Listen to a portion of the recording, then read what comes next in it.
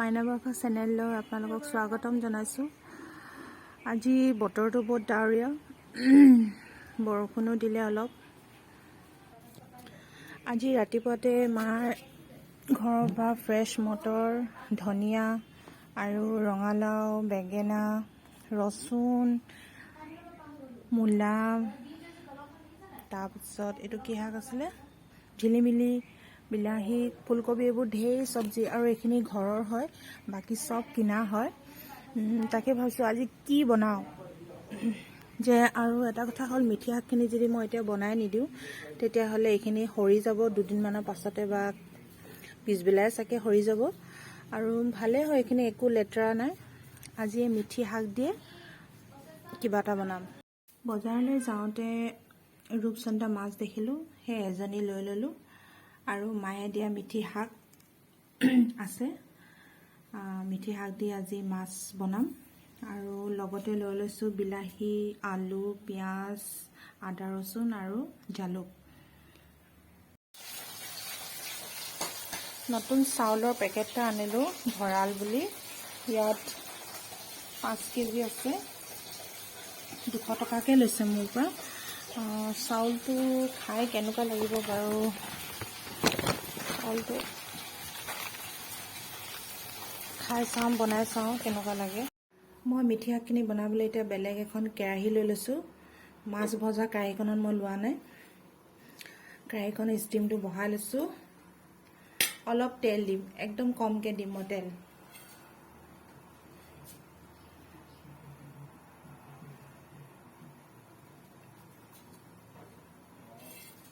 মিঠাতেল দি দিছোঁ। অলপ পানী গৰম কৰি লওঁ।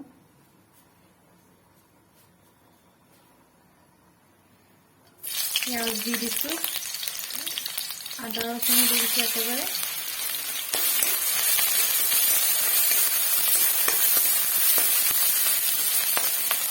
ইয়াতে হালধি দি দিওঁ।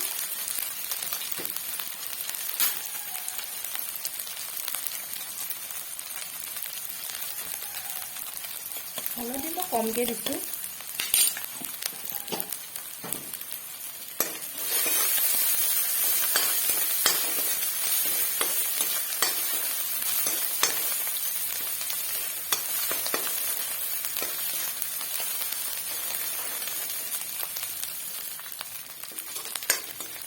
পিঁয়াজখিনি ৰঙা হ'ল, এতিয়া মই আলু কেইডোখৰ দি দিছোঁ। বিলাহীখিনি দি দিম। জালুকটো মই একেবাৰে শেষত দিম। নিমখ দি দিছোঁ।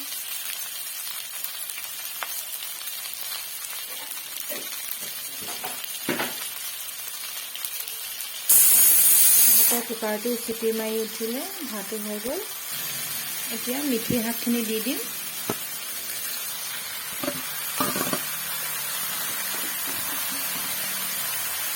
আপোনালোকে মিঠি শাক বা পাত শাক যেতিয়া ধুব, প্ৰথমতে নিমখ দি কেনে পানীত তিয়াই ৰাখিব, কাৰণ তাত পোক পতংগ থাকিব পাৰে, লেতেৰা বীজাণু থাকিব পাৰে। নিমখটোৱে মাৰি পেলাব।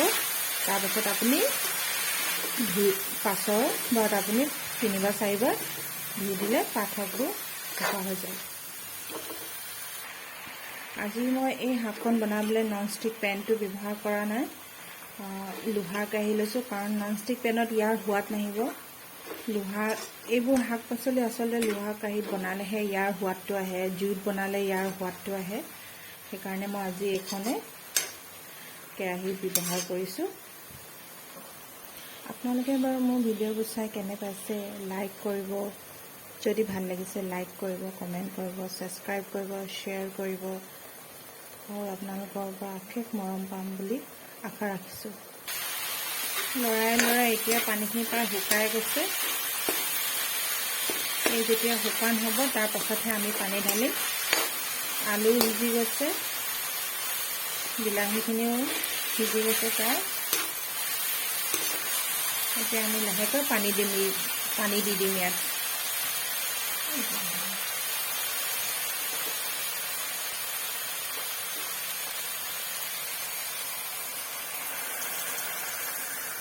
মই পানী গৰম লৈছোঁ, গৰম পানীখিনি দি দিছোঁ।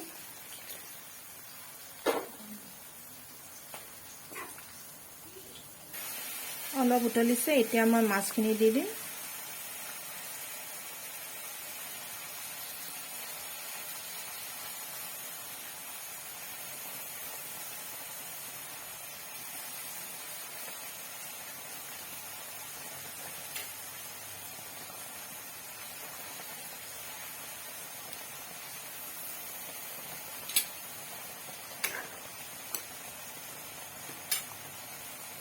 এইখিনি ভালদৰে উতলাই ল'ব লাগিব।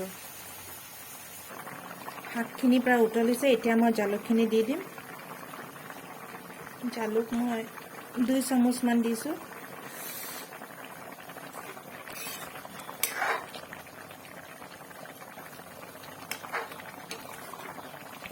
বেছিকৈ লৰাই থাকিলে মাছখিনিও ভাঙি যাব, এনেকৈ উতলাই দিওঁ।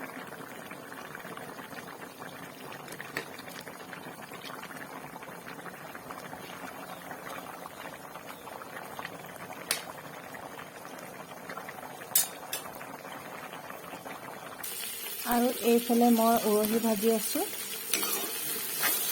মাছৰ তেল যিখিনি আছিলে সেইখিনি মই উৰহি ভাজি দিছোঁ, কাৰণ বস্তু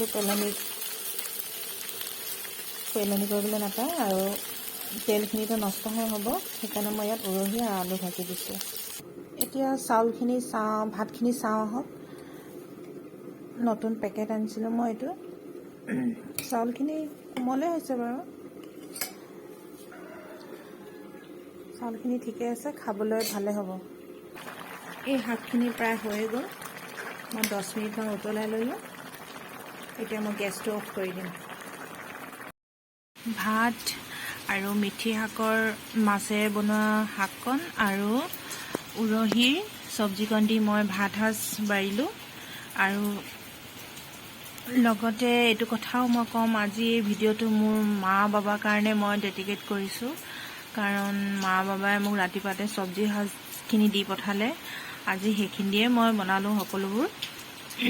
আৰু মা বাবাৰ আশীৰ্বাদটো মোৰ লগত আছেই সদায়, আৰু তেওঁলোকৰ দীঘলায়ু হওক, সদায় যেন স্বাস্থ্য পাতি ভালেই থাকক, আমাৰ মাজত যেন সদায় থাকক, সেইটো আশাৰে ভগৱানৰ ওচৰত প্ৰাৰ্থনা কৰিছোঁ।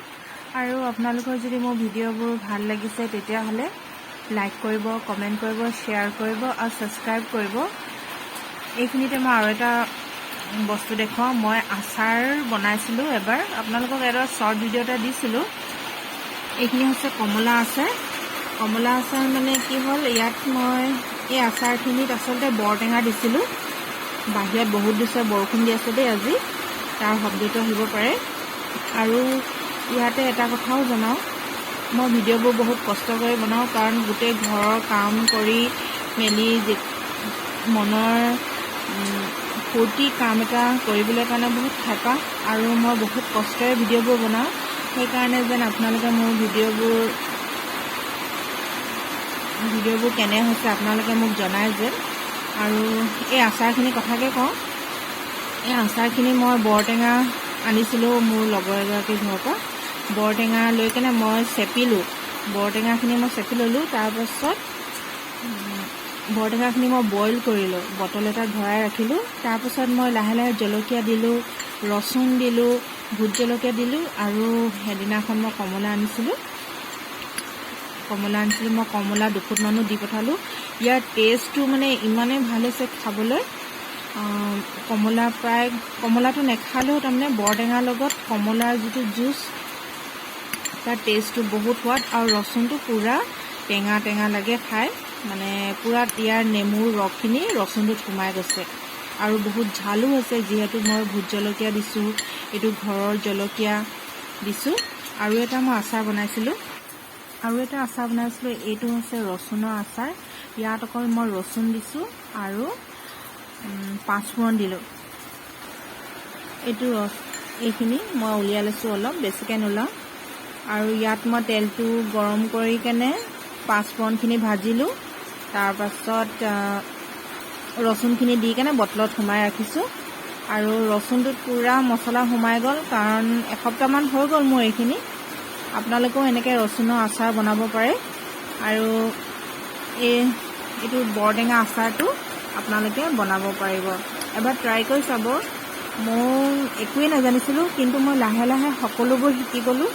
কাৰণ যেতিয়া মানুহৰ মনত ইচ্ছা থাকে জানিবলৈ বুজিবলৈ, তেতিয়া মানুহে সকলোবোৰ কাম কৰিব পাৰে বুলি মই ভাবোঁ। কাৰণ মোৰ জীৱনতে মই এইবোৰ কৰিছোঁ। আৰু আজি এই ভিডিঅ'টো ইয়াতে সামৰিছোঁ। আপোনালোকৰ পৰা অশেষ মৰম পাম বুলি বাট চাই ৰ'লোঁ।